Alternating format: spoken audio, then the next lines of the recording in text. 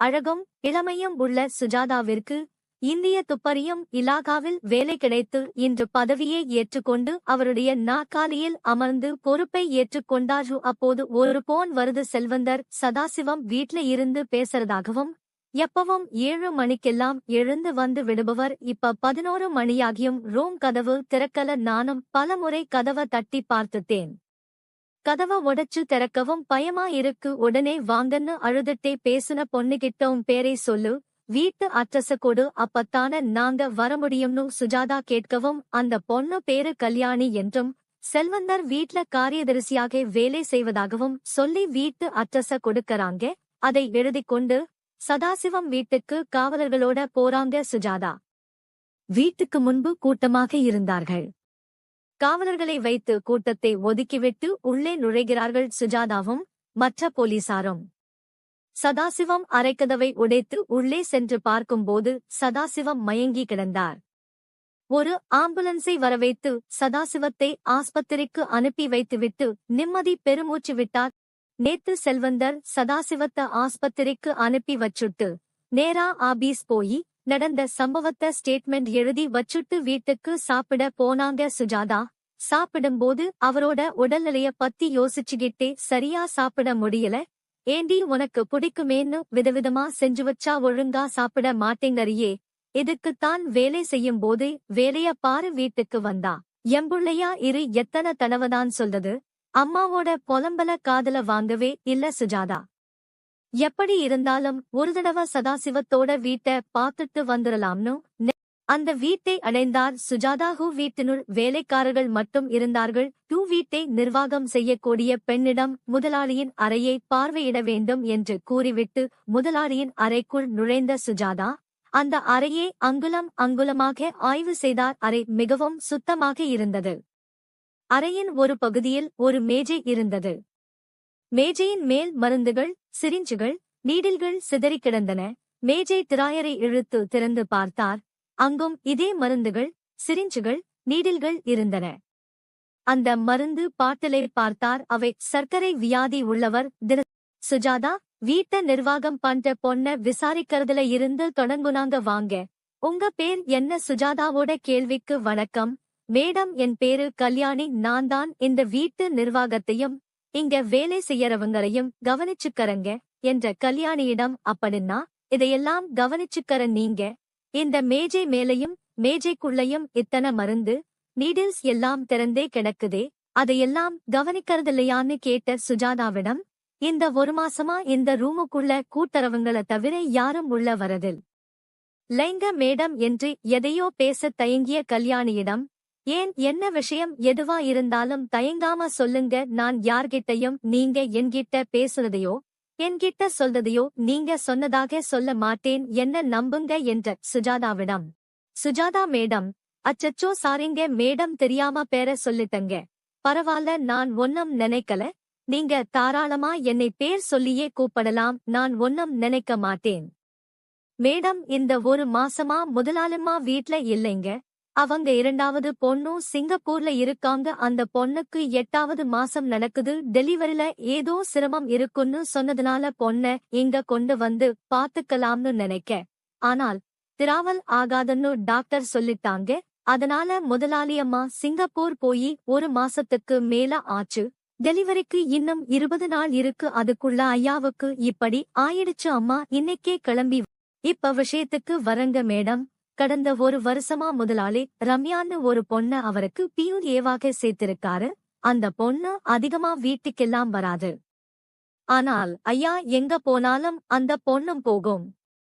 ஐயா வெளியூருக்கெல்லாம் போகும் போதும் அந்த பொண்ணும் கூட போகும்.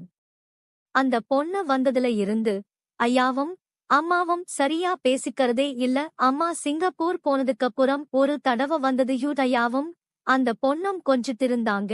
அந்த நேரம் பார்த்து நான் உள்ள நுழைஞ்சிட்டன். அந்த பொண்ணும் என்னை கண்டபடி திட்டிருச்சு. இனிமே ஐயா ரூமுக்கு யாரும் வரக்கூடாதுன்னு சொல்லுச்சு. நான் சொன்னேன், சுகர் மருந்து ஐயா போடுறதுக்கு மறந்துருவாரு, அதை ஞாபகப்படுத்த வந்தேங்கன்னு நான் சொன்னேன். அதுக்கு அந்த பொண்ணு சுகர் மருந்தெல்லாம் எடுத்து மேஜை மேல வச்சிரு ஐயாவே போட்டுக்குவாரு யாரும். ஆனா கல்யாணி இப்ப உள்ள வாங்க அந்த மருந்தெல்லாம் எடுத்து ஒரு பாக்ஸ்ல போட்டு வச்சிருக்காங்க. ஒரு பாக்ஸ் எடுத்து வாங்கன்னு கல்யாணிகிட்ட சுஜாதா சொல்லவும் கல்யாணி ஒரு பாக்ஸ் எடுத்து வரவும் இருவரும் சேர்ந்து சுகர் மருந்து, சிரிஞ்சு, நீடில்ஸ் எல்லாவற்றையும் எடுத்து வைக்கும்போது கல்யாணி புலம்பினாள். இதெல்லாம் பேக்கிங்கோட எவ்வளவு நீட்டா இருந்தது. ஐயாவுக்கு பேக்கிங் கூட ஒழுங்காக பிரிக்கத் தெரியலையே. நீடில் எல்லாம் வெளியே கிடந்து கலரே மாறி போச்சு பாருங்கன்னு ஒரு நீடிலை என்னிடம் காண்பித்தாள். எங்க அந்த நீடில குடுன்னு நானும் வாங்கி பார்த்தேன். அந்த ஊசிகள் சிலதுல ஏதோ வித்தியாசம் தெரிஞ்சது. கல்யாணி இதையெல்லாம் நான் எடுத்து போறேன் யாருகிட்டையும் சொல்லிடாதேன்னு அவகிட்ட சொல்லிட்டு அவற்றை எடுத்துக்கொண்டு அங்கிருந்து சதாசிவம் வீட்ல இருந்து கிளம்புன சுஜாதா நேரா லேப்புக்கு போய் சுகர் மருந்து, சிரிஞ்சு, நீடில்ஸ் எல்லாத்தையும் கொடுத்து விவரத்த சொல்லிட்டு அங்கிருந்து நேரா ஆஸ்பத்திரிக்கு போயிட்டாங்க. சுஜாதா ஆஸ்பத்திரியில சதாசிவத்தை பார்த்துட்டு டாக்டர் கிட்ட விவரத்த கேக்கறாங்க. கூடவே சதாசிவம் மனைவி சிங்கப்பூர்ல இருந்து கூட்டிட்டு வந்திருக்கிற டாக்டர்களும் கைவிட்டுட்டாங்க. சதாசிவம் உடம்புல ஸ்லோ பாய்சன் கொடுத்திருக்காங்க. அது கொஞ்சம் கொஞ்சமா ரத்தத்தை உறைய வைக்குது. நாங்க அதை சரியாக்க முயற்சி பண்ணிட்டிருக்கோம். கலாம், எல்லாம் கடவுள் செயல். சுஜாதா சதாசிவத்தோட மனைவிகிட்ட நலம் விசாரிச்சிட்டு அவங்கள சமாதானப்படுத்திட்டு அங்கிருந்து கிளம்பிட்டாங்க. சுஜாதா, வணக்கம் மேடம், நீங்க என்னை பார்க்கணும்னு சொன்னீங்களாம். சாரை பார்க்க இப்பத்தான் ஆஸ்பத்திரிக்கு போயிட்டு வரேன். அங்க ஒன்னும் சரியா சொல்ல மாட்டேங்கறாங்க. சாருக்கு என்னதாங்க ஆச்சு? உங்களுக்கு ஏதாச்சும் தெரிஞ்சா சொல்லுங்க மேடம் அப்படின்னு கண்கள் கலங்கியபடி படபடன்னு பேசுனாங்க. சுஜாதா அவங்கள சமாதானப்படுத்திட்டு, சதாசிவம் இப்ப நல்லா இருக்காரு. நீங்க எப்ப ஊர்ல இருந்து வந்தீங்க, எதுக்கு திடீர்னு போனீங்கன்னு சுஜாதா கேட்கவும், அம்மா மயங்கி விழுந்துட்டாங்கன்னு வந்துச்சு பாக்கறதுக்காக போயிருந்தங்க. அம்மா நல்லா இருக்காங்க, தம்பி தங்கச்சி இருக்காங்க, அவங்க துக்குவாங்க. சார் நல்லா இருந்தானா போதுங்க.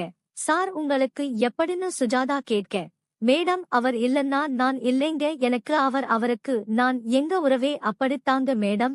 யாராலையும் எங்கள பிரிக்க முடியாது. எங்களுக்குள்ள அவ்வளவு நெருக்கம். இந்த விஷயம் அவங்க சம்சாரத்துக்கே தெரியும், ஏன் இந்த ஊருக்கே தெரியும்னு ரம்யா சொல்லிட்டு அழ ஆரம்பிச்சுட்டாங்க. அவர் சரியாகி வரும் வரை ரம்யா எங்கேயும் போகக்கூடாதுன்னு சொல்லி ரம்யாவை அனுப்பி வச்சுட்டாங்க. சுஜாதா துப்பறியும் சுஜாதாவிற்கு லேப் ரிப்போர்ட் கிடைச்சுடுச்சு. ரம்யாவை கைது செய்ய உத்தரவு போட்டுட்டாங்க. ரம்யா, நான் ஒரு தப்பும் செய்யல, அநியாயமா என்னை கைது பண்றீங்கன்னு ரம்யா கத்தறாங்க. சுஜாதா பொறுமையா பேசறாங்க. ரம்யா, உங்க மேல எனக்கு பகையா? உங்களுக்கு எதிரா எல்லா ஆதாரங்களும் கிடைச்சிருக்கு. சதாசிவம் வீட்ல அவர் அறையிலிருந்த கேமராவை கட் பண்ணி விட்டீங்க, உங்களுக்கு தெரியாது. இன்னொரு கேமரா மறைவா வெச்சிருக்கிறது. அம்மா ரூம்ல, ஐயா ரூம்ல, செக்யூரிட்டி ரூம்ல, கிச்சன்ல, விருந்தினர் ரூம்ல, இதுகளோட கண்ட்ரோல் கல்யாணி ரூம்ல.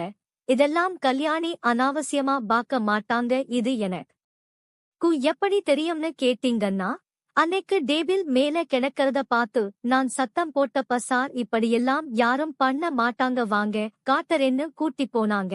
அந்த கேமராவுல ரூம்ல இருக்கிற கேமராவை கழட்டி விடுறதும், அதுக்கு அப்புறம் நீயும் சதாசிவமும் படுக்கையில உல்லாசமா இருந்ததும், எழுந்து சதாசிவம் குளிக்க போனப்ப நீ நீடில்ஸ் மாத்துறதும் கேமராவுல பதிவாயிருக்கு. அந்த நீடில்ஸ் எல்லாம் லேப்புல கொடுத்திருந்தேன். அதாட ரிப்போர்ட் இப்பதான் வந்தது. உனக்கு தெரியாத இன்னொரு விஷயம், இந்த 6 நாளா இல்லாதப்ப உன்னை பத்தி முழுசா விசாரிச்சுட்டேன். உனக்கு அம்மாவே இல்லை. உன் தம்பியும் தங்கச்சியும் அத்தை வீட்ல தான் இருக்காங்க. நீ பார்க்க போனது உன்னோட முன்னாள் காதலன. அவன் ஒரு கெமிக்கல் கம்பெனில வேலை செய்யறான். அவன்தான் இந்த கெமிக்கலை உனக்கு கொடுத்தவன். அவனையும் புடிச்சாச்சு வினை விதைச்சீங்க, வினை அறுப்பீங்க. இதுல இருந்து என்ன தெரியுது? கொலையும் செய்வாள் காதலி. நன்றி.